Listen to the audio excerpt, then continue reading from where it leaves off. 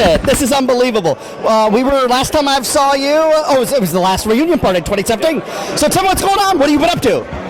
It's still working, and I'm building an airplane in the barn of my house. Well, you've been putting a lot of pictures on Facebook that you bought this beautiful house in Maryland. Yeah, my wife designed it, and we built it together. We pulled all the wire ourselves. We contracted ourselves. So, and how was that experience? Would you do that again? Never. See? You want to stay married, don't build a house together. Right. I've heard that. Well, we saw that movie, right? Yeah. But we stayed married, so I guess it's a true test of love. If you can go through all that and still be together, you can go through anything. All right, so let's do a little quick background on when did you join the Navy? I joined December 18th, 1980. And you went to boot camp where? San Diego, California. And where'd you go for A school? Memphis, Tennessee. I went to Millington, Tennessee. And what A school was that? Avionics A school. A school. And where did you get orders to? I got orders, believe it or not, back to Point Mugu, California to, at that point it was VA 305, it was the Lobos. Okay, so you're in the reserve. Okay, and how long were you at the Lobos for? I think I was at the Lobos till 1985 when I transitioned over to Hal-5. Okay, and what you submitted a request? What happened? Actually, I was wandering over because we had a shared space, and they said, "Hey, we've got an opening here in the avionics shop.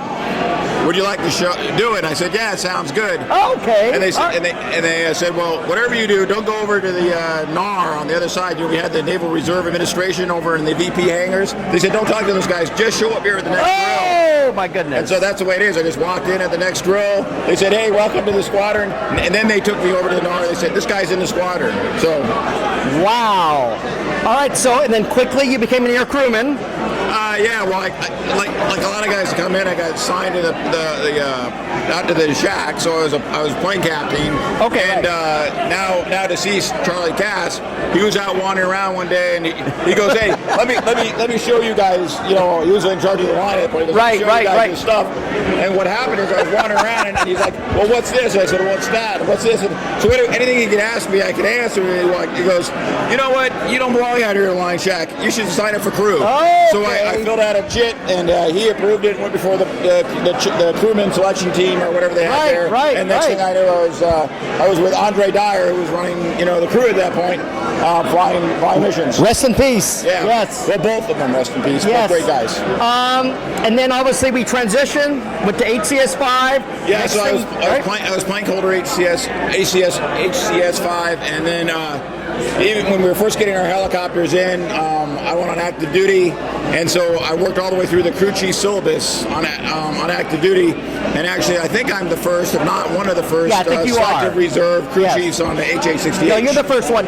And then next thing we know, we're getting orders. We're going to a Desert Storm. Yeah, well, the way I like to tell that story is I was driving to work like a lot of us, and I'm listening to the radio, and they're talking about Kuwait being invaded and everything. So I was working at an avionics company at that point, was doing inertial navigation systems, and so I get to work, and we didn't have cell phones back then, so I dial up to the watch desk, and I go, "Hey, this is Bickle. I just heard the radio. I'm checking in. Are we doing anything?" And I forget who it was at the end. And he goes, "Bickle, if I have to explain to you what you need to do next, you're not the person I thought I was." And he hung up. So I drove by my apartment, I grabbed my go bag, and I showed up to the squadron, and the next day they had orders for us. So it happened that fast. So it was pretty quick. Maybe it wasn't the next day, but it was a pretty short period. So we were activated pretty fast. Then we went through that whole period of, are we going, are we staying? They kept giving us new orders and just tacking on orders. But yeah, finally they decided on the final cruise that we're going to go, and so then we were waiting for the C5. And a little background on that, right? I would, Chuck Erickson, right, was the CO at that point. I worked with Chuck Erickson on the civilian side. Is Chuck here tonight? No, he was at the reception the other night. Yesterday. Okay. But I said, hey, I went up to Chuck and I said, "Chuck, so you absolutely have to let us reservists go." Right. And he goes, "Well, maybe you guys will be dead too." And I said, "Chuck, if you send me back to work, we both work together at Lytton." I said, "Imagine how silly I'm going to look walking in there after all these months of being gone, saying, 'Oh, they didn't need me after all.'" So I don't know what he did, but at the end of the day, we ended up getting a good portion of selected reservists going to. Well, I remember Rob Felmer reminded me a couple years ago. The reason why we went because we had just gone through SEER school, and a lot of the other guys hadn't.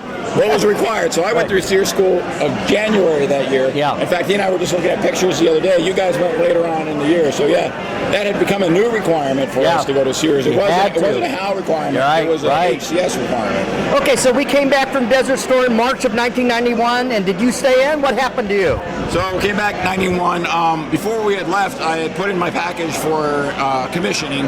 You did? Yeah, and so while I was there, I was notified that I had been accepted, but my officer billet required a top secret, specially compartmental information clearance, so I had to go through a full SBI. Right. And at that point, SBIs were really backed up, special background investigations, so it took a while for that to process. So I was enlisted all that time, but I knew I was going to become an O, so it was a matter of waiting for that SBI to complete. And the minute that happened, then I transitioned from being enlisted to being an officer. All right, so explain this. I'll explain this a little bit. So, air intelligence, known as a spook, and that's what he was going to go do.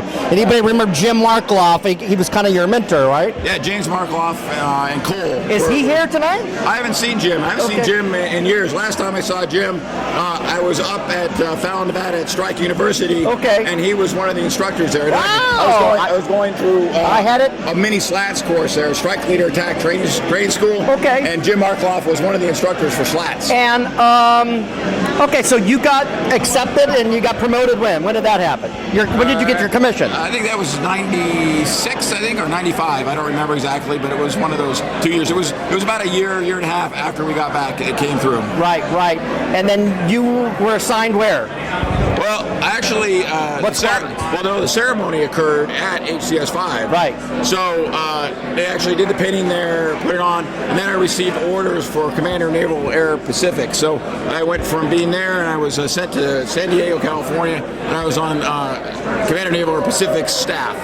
And this is at North Island? North Island, in the old tower, in that quad. I was actually looking at the quad. I was in the bottom floor. In the back of that, there's a skiff area. And how long did you do that for? I think I was there about 3 years, and then what happened?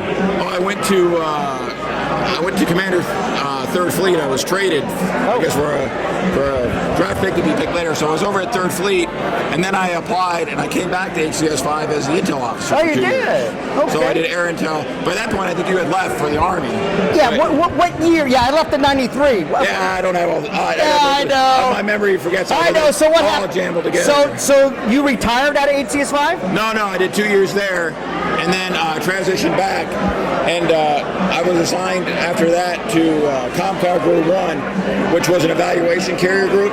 So then I was doing evaluations of carrier groups that were getting ready to deploy, and we would evaluate them on their efficiency and effectiveness to do the warfighting mission. So I did that, and then I worked for ComCar Group 7, which is actually a battle ComCar. So they were getting ready to deploy to the Middle East for some Straits of Hormuz and all, the Persian Gulf was still hot. There was lots of missile activities still occurring on silkworms coming out of Iran. So I worked for them for a bit, and then some little guys in little green suits from the Office of Naval Intelligence showed up, and I went to O&I, and what they did is they explain O&I to Office of Naval Intelligence. It's like the super spook headquarters for the Navy. All right. So they were. I know people on here watch NCIS on TV. So it is NCIS is part of O&I. So they asked me to go and become an interrogator. So I joined O&I. Oh boy, we know where this is going. Yeah, so I ended up being an interrogator, and then obviously on 9/11 I was the officer in charge. Did you ever really do any waterboarding? I will not disclose. I will tell you that I was waterboarded in Searscope. Oh, so that's what I'm telling you, folks. So the only thing I'm going to say is I never did anything to anybody that wasn't done to me first. That's about All right, so then what happened? What did you do after all that? Well, I was in O&I, and I deployed after 9/11. Now remember, you're cell res during all this. After 9/11, I was reactivated. You were? Yeah. And when you were cell res, what was your civilian job? I was working at an optics company. I worked at a variety of optics companies. Because when I first met you, I thought you were working at Lytton, right? I was. Well, even at Lytton, I was doing laser inertial navigation systems, so optical gyros for navigation. Right. So I went to a series of. I went to a an instrumentation company that was doing that. Was also doing some military contracts. And then I went to a startup, and that startup was bought by Motorola. So I went to Motorola for a long time, all still in transmission optics. And then Motorola started to break up, so I worked for Google for a while, and then I worked for a company called Aris for a while. And then I got kind of itchy again, so I joined a startup called Acacia Communications, and what they do is silicon photonics, so optical systems on microchips. Wow. So I've been there now 5 years. So that's why you're going to Malaysia or wherever. Yeah. So I've been with them for 5 years. Or was it Taiwan? I don't know. Where were you? All over the place. All over the place. All right, let's go back to the Navy now. All right, so you're doing that in at the Office of whatever. Office of Naval Intelligence, yeah. And then you did that till when?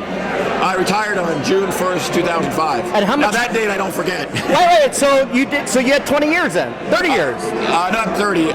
6 months shy of 25. Oh, 25. But I don't say 24 and a half. I rather 25. I just say 25 years people ask. All right, and so you got your weekends back. Retirement's good for the military side, but but apparently you're still working. Well, yeah, working became really heavy. So instead of going, are you semi-retired now, right? No, you're still working full time. So. Unbelievable. Well, I got you got that. He's got to pay for that house. I suffer from maybe ADHD or whatever. I have to keep busy, so I'm gonna keep busy until I find something else to do. I was talking to a couple other guys. The guy that's now flying U-2s. You know, there's a pilot here that flies U-2s. His name's Red. We interviewed him earlier. Overachiever, woo! Yeah. But yeah, I'm the same way. I mean, we're a different breed, right? I mean, not just Blue Hawks, Fire Hawks. I mean, to get up and sacrifice your weekends, you're looking at a different breed of individual. Yeah, well, I think as the air crew, it wasn't a weekend a month or 2 weeks a year. It was 2 weeks. Lots and lots and lots. Yeah, minimum, right? If you wanted to stay, plus all the phone calls like, hey, can you be out here on Thursday or Wednesday or whatever? And then lots and lots of active duty orders, lots of extra drills. You know, how many times did we fly out to San Clemente to do, the second phase of BUD? Right. Even in the, get out and, because the difference between, our unit and maybe a lot of others is we had to do all the normal Navy sort of proficiency stuff, plus all the special warfare proficiency stuff. So we were always busy. So not only did we have to do the jumps for normal water, we had to practice over land saw, we had to practice NVG, nav of the earth, gun exit. Unbelievable, folks. Anyway, it's great talking to you, and we'll get back to you later. And I know I know we got to get out of here. I know. All right, hey, I'll talk to you. The food's great. Okay, well.